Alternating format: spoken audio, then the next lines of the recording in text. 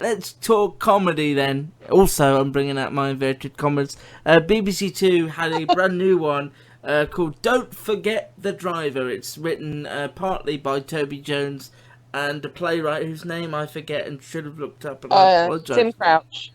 Thank you. Voice in my head.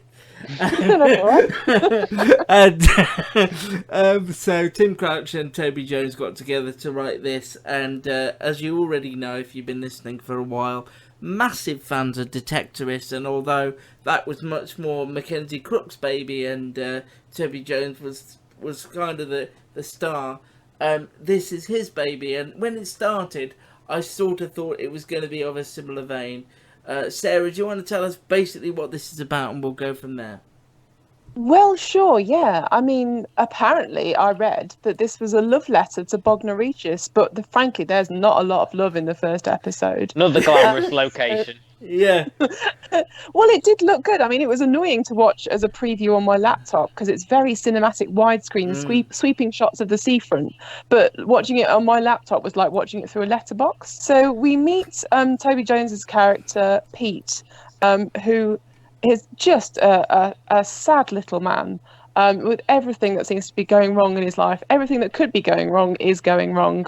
And immediately he's contrasted with his twin brother, Bazza, who's on webcam from Australia with a much happier life. But then right at the beginning, there's an unsettling discovery of a body on the beach. And that is a sort of really terrifying thread that runs through the whole half hour. Pete is a struggling single dad. He's unhappy. He's taken for granted by everybody. And I wrote, when I took some notes, it's like he's a third wheel in his own life. The only place you he should feels write for a website like mine. That's very well observed. Thank you. So Kayla is his sort of lazy, unfulfilled daughter who keeps talking about going home to Birmingham to be with her mum instead. Fran is the love interest in the lay-by cafe, and his co-driver on this coach is a guy called David, and he is hideous. He is an absolutely vile creation. Seemed to be channeling Mark Wootton, I thought, the actor. Oh my god, yes. Yes. Yeah, right, I wrote down that I would happily have run him over on sight, and then I would have reversed over him a couple of times to make sure he was dead. And dumped him on the beach next to the other one. So they take this group of pro-Brexit flag-waving pensioners off to a booze cruise across the Channel by way of Dunkirk cemetery. So there's all that sort of strange politics there as well. And then we also meet Pete's mother, Audrey, who's suffering from quite advanced dementia. She's unable to recognise her really kind... Sarah, the character's actually called Joy, who I think it's an ironic maybe name. Oh dear, that's terrible. That's another layer we didn't spot. And so there's kind of racist undertones there as well, because she's looking with suspicion at, I think, her Pakistani neighbours, and it's just, it's so unpleasant. That was uncomfortable.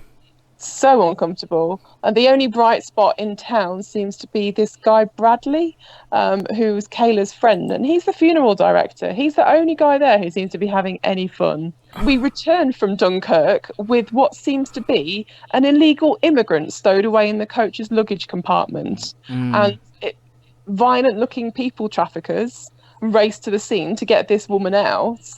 And Toby Jones basically collapses in the garage. This is so weird because I wrongly had preconceptions about this before I went in. It's one of those weird ones where sometimes when you do what we do, the BBC will either bombard you with information about a show so much so that you know everything about it before you've seen it, or they will just suddenly drop something on you with very little information, and that's what happened for me in the case of Don't Forget the Driver. And I, with the Toby Jones connection, had imagined it would be a series where he's a coach driver and he's taking these pensioners away, or maybe holiday makers away in different episodes on these various coach trips, and things would go wrong and we'd get to meet the characters on the coach and it would be a very dialogue heavy piece. Instead, what like it is a Phoenix Nights type thing, kind of like an Early Doors but on the move, you know, that sort of thing. For me, this seemed very dark, which is fine. I do enjoy dark comedy. Inside Number 9 is one of my favourite shows. That's dark comedy. But it lacked a proper structure in terms of narrative for me. It almost seemed through the majority of this first episode like the scenes were out of order and they weren't connected to what we'd seen before. The comedy from... disjointed. Yeah, very disjointed. The comedy from the guy on the bus with him that you said you'd run over was just completely banging heads with everything else. It was so out there and over the top, and it didn't seem like he fitted in the show he'd been put in. It was the most bizarre half hour, and it's interesting that the BBC have, again, without any notice or promotion, put all of this up on the iPlayer should you want to go and experience it. And it may be one of those that gets better the more you go on, but we can't help but judge from the first episode, and it just left me feeling confused, bemused and cold. It's these uncomfortable moments that Sarah brought up there, you know, whether it be the sort of the immigrant in the luggage compartment, or this Eastern European guy who seems to be sort of squatting in the bus garage, or the mum being sort of afraid of her Asian neighbours, and the body on the beach, contrasted with the sort of more overtly comic elements like Toby Jones playing the Australian twin brother and the David character, the other bus driver, and then this sort of third element with the teenage daughter not having a lot of things to do in Bognor Regis and wanting to sort of escape. It felt almost like there was like 3 different shows going on at once in this sort of half-hour period. I thought Toby Jones was very good in the role of Peter, but apart from that, there wasn't a lot to sort of like. It was just a very bizarre half an hour. Character in The Detectorist, I think, is very close to this guy, kind of unfulfilled and living a very small life, very precariously, with a daughter who he's got a sort of strained relationship with. I was like, yeah, I can see this. It looks very much like The Detectorists. But I think the difference between, is it Lance in Detectorists and the character here is that, you know, Lance might have a small life, but he makes the most of it.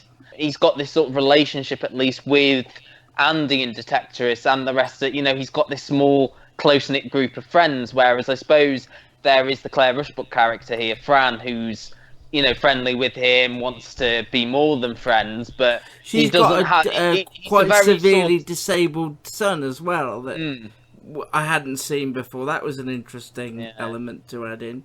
But yeah, I think there's a lot of interesting stuff here. It's just not funny. I mean, even as a dark comedy, you still want to raise a chuckle, but there's nothing there at all. It's unremittingly bleak. And poor Pete, he's always stuck at the wrong end of a shitty stick. There's no joy here. It's just dark.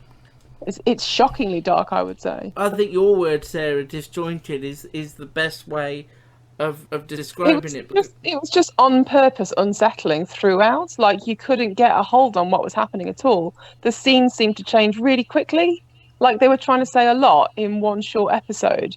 But it was just so disjointed and cold. It was a struggle to sort of understand what was going on. At the same time, you didn't want to, because this is dark. You didn't want to believe that was a body on the beach. No way, you know. It was just too much. Are we saying that we're gonna have now with the asylum seeker? Are we gonna have like a home type situation that Channel 4 have just done? Is that where this is going? I'm not really sure. But if you want to, you can binge it all on the iPlayer. This might be one of the biggest disappointments so far on the podcast, because Toby Jones is such a talent. We know what he's capable of in comedy, and this just seems like a misfire. And it's not... I know we've been a bit harsh on the widow and perhaps too harsh on the victim, but this was just really disappointing and made me feel quite low after watching it, which is not how you should feel.